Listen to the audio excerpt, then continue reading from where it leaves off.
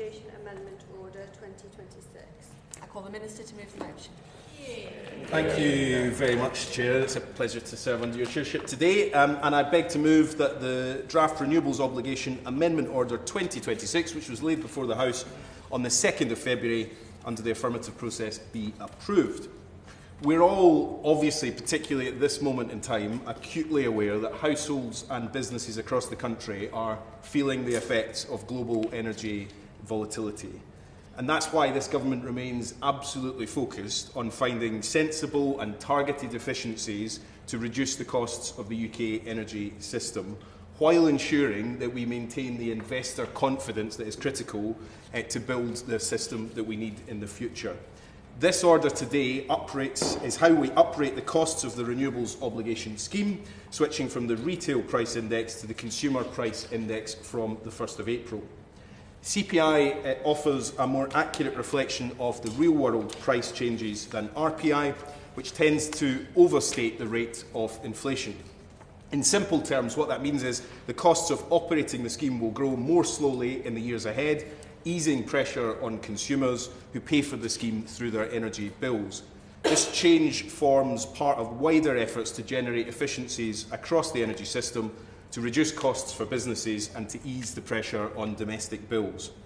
We're proposing this amendment following a joint public consultation undertaken not just by the UK Government but with the Scottish Government and the Northern Ireland Executive, who operate their own renewable obligation schemes. The consultation closed in December and a response was published in January. We recognise that the proposed options generated significant concern and much disagreement from renewable obligation stakeholders. And we understand the points that were raised about the need for policy stability and to ensure that we do have strong investor confidence here in the UK. But it is precisely because the Renewable Obligation Scheme has been such a success, now supporting over 30% of the UK's energy generation, that we must ensure its costs remain proportionate and sustainable as it continues to operate. The scheme has been absolutely instrumental in building the renewable capacity that we rely upon today, and we want it to keep doing that, but without placing unnecessary burdens on bill payers. By implementing this change in time for the new compliance year in April, we can secure estimated savings of £1.9 billion over the remaining lifetime of the scheme, which works out at around £180 million a year for the next 11 years. These are meaningful savings for consumers delivered through a sensible and reasonable change to the electricity generation scheme. Our approach here is therefore one of balance. It reduces the cost pressures on households and businesses, but continues to provide the stable environment for long-term investment in the renewable sector. As we all know, the world around us is becoming increasingly unstable. The only sustainable way to shield hard-working people around the UK from global energy shocks is to accelerate our transition to clean, homegrown energy. That means not only deploying new renewable capacity, but also ensuring that every part of the existing system is as fair, efficient and affordable as possible. This order today is a small, but I think extremely important step in that direction. And it reflects a pragmatic, consumer-focused approach that underpins our energy strategy, looking for opportunities to make it better for British people while maintaining the confidence of investors that are so important for us to build the infrastructure of the future. Subject to the will of Parliament, these arrangements will come into force on the day after the regulations are made, and I commend this draft regulation to the House. The question is that the committee has considered the Draft Renewables Obligation Amendment Order 2026. I call Shadow Secretary of State, Claire Coutinho. Thank you, Madam Chair. For those who don't understand how renewable obligations work, let me bring members up to speed. 3/4 of our wind and solar power is generated through renewable obligation subsidies. That means every time they generate electricity, they get the wholesale price plus a massive subsidy on top. So every time the wind blows, some wind farms get up to 3 times the market price of electricity. That means if wholesale electricity prices are £80 a megawatt hour, that's what they've roughly been before the crisis, those wind farms are getting 2 renewable obligation certificates on top at around £70 each. That means they've been getting £220 per megawatt hour, almost 3 times the market price for electricity. Now, for years, the public have been told that the energy we get from the wind and the sun is free. But nothing could be further than the truth when you look at these deals. Labour like to say that gas is the problem, and in the last week, the price of gas power has been high. It's been around £120 a megawatt hour. But here's what they're not telling you. The renewables on this scheme will always get more than the gas price. Right now, there are wind farms who will be getting £270 a megawatt hour because whatever that wholesale price is, they get that plus these subsidies on top. And these are deals that last for 20 years. So let me be crystal clear. That means the wind and solar farms on this scheme are not cheap. They can never be cheap. No matter what the gas price is, no matter what the wholesale cost of electricity is, they will always be much, much, much more expensive.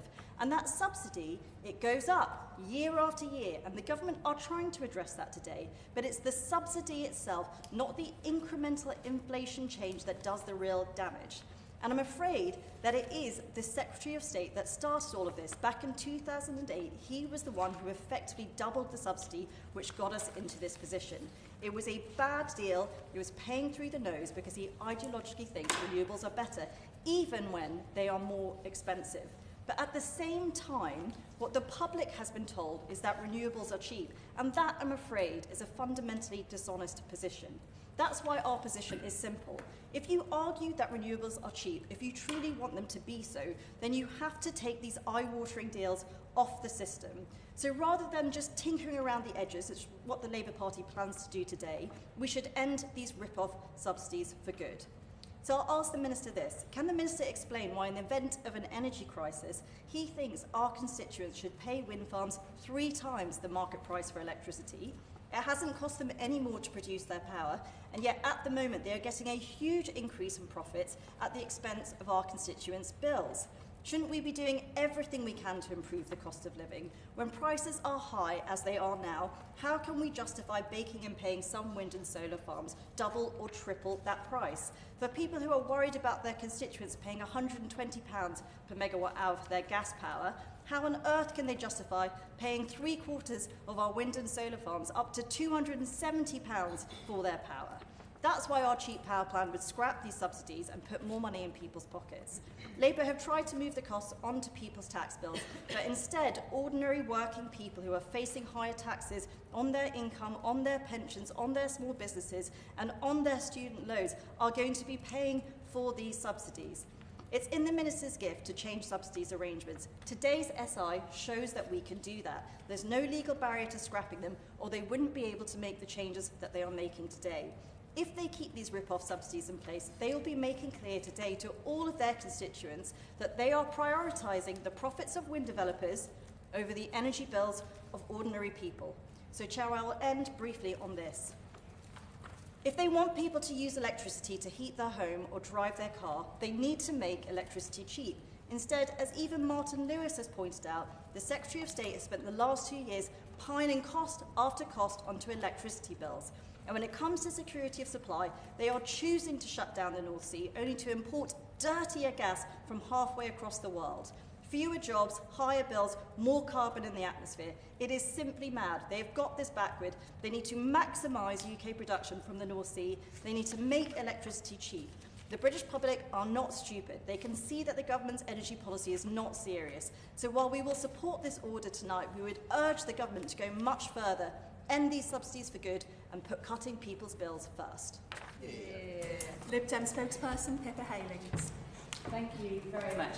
So the Liberal Democrats have been calling long term for the government to reform and reconsider the renewable obligation contracts in the UK. The renewable obligation contracts were replaced in 2017 by the Contracts for Difference scheme set up by the Liberal Democrats when we were in government. And we all know that this is a more effective and affordable way to have created investment in our net zero economy, which only continues to grow and has to grow in order for us to be able to decouple the gas cost from electricity. And it is growing despite attempts from other parties to talk it down.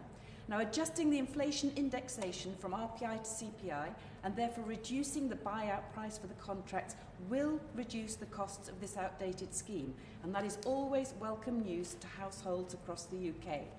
However, as the Minister has referred, there are valid concerns from the renewable energy sector about midway changes to their investment plans, particularly if these are piecemeal. Renewable UK and others were broadly against this change and have voiced this repeatedly in the government's consultation and beyond. The UK's reputation as a safe and predictable place for investment in vital new renewable energy capacity has been hard won and must be retained to keep costs as low as possible for bill payers. How policy changes matters. Listening to the sector, Liberal Democrats consider the government is miscalculating by not going further to make wholesale changes to the renewable obligation scheme as we have called for.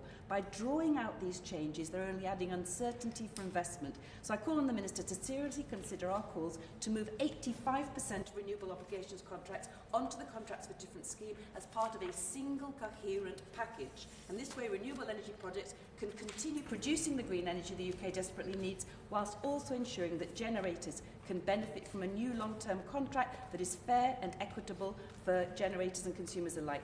And as we've known, in times like this, while we're seeing volatile oil and gas prices soar, consumers need and deserve to feel the benefits from the lower costs of renewable energy, rather than having to feel unintended repercussions of government's multiple fragmented changes.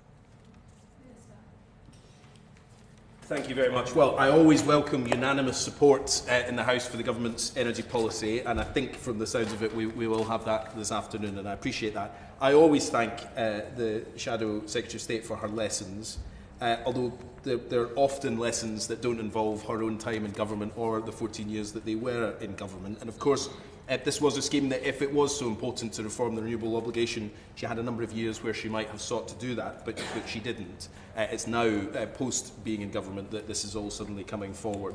And I think there is an important point here around the lessons you learn from crises like this. This is a moment for us to learn the right lessons, the lessons that only 4 years after we last saw price spikes caused by the Russian invasion of Ukraine and the fossil fuel market doing what we're seeing broadly now, the lesson is to move even faster away from gas, but the Conservative Party are doubling down on it and saying now is the time to actually invest even more in gas. That is the wrong lesson to learn from this crisis. Hoping that at some point in the future the wholesale price will come down to a point where it justifies that argument is not what we should be doing with the bills of our constituents and businesses across the country. We should be building a system that protects us from that volatility, and that's what we're doing. The point that I think the Honourable Lady, the Liberal Democrat spokesperson, made really well is that the UK benefits from having a safe and predictable environment for investors. That is really important, because if that changes, first of all, we see the tens of billions that have been invested in this country in the past 18 months go somewhere else, but we also see the cost of capital of building the infrastructure we need to build going up, and that goes on to consumers' bills. So having a stable regulatory environment where people can be confident that a contract means what it says is one of the foundations of why this country's economy has strong fundamentals. It's why people choose to do business here. If we start just ripping up contracts, we lose that credibility. And so I don't think it is a serious or credible plans at all. And if it was, surely it would have been introduced after 2022 when we had the same lessons that we should be taking now, but it wasn't. On the point around costs, it's an important moment to reiterate that the Renewables Obligation Scheme will come to an end in 2037. A number of projects will come off between 2027 and 2037, so the cost will come down. But we did make a conscious decision in the budget to increase taxes on the wealthiest in order to bring down the bills of some of the most hardworking and less well-off people across the country. That was a conscious choice we've made, and we stand by that. And that's why in April, in the midst of a price crisis, in this country, the price of energy will be capped and bills will go down by more than £100 because of the decisions this government has chosen to take. Those are decisions that, by the sounds of it, the party opposite would not have taken and would have left consumers exposed to this. So this is an important step. I recognise it doesn't do everything that honourable members might want, but as I said in my introductory speech, this is about being pragmatic. It is taking a step that has still, in fact, been unwelcome by those who have these renewable obligations, understandably, but is a pragmatic way to make sure we get the best deal for consumers without shaking the foundation of the investment that we need to see to build the clean energy system of the future. And we think this is the right approach. We stand ready to take further action on the cost of living and on energy bills, and we are doing that work, but this is a really important step, and I commend it to the committee. The question is that the committee has considered the draft Renewables Obligation Amendment Order 2026. As many as are of that opinion say aye. Aye. To the contrary, no. I think the ayes have it. The ayes have it. Order, order.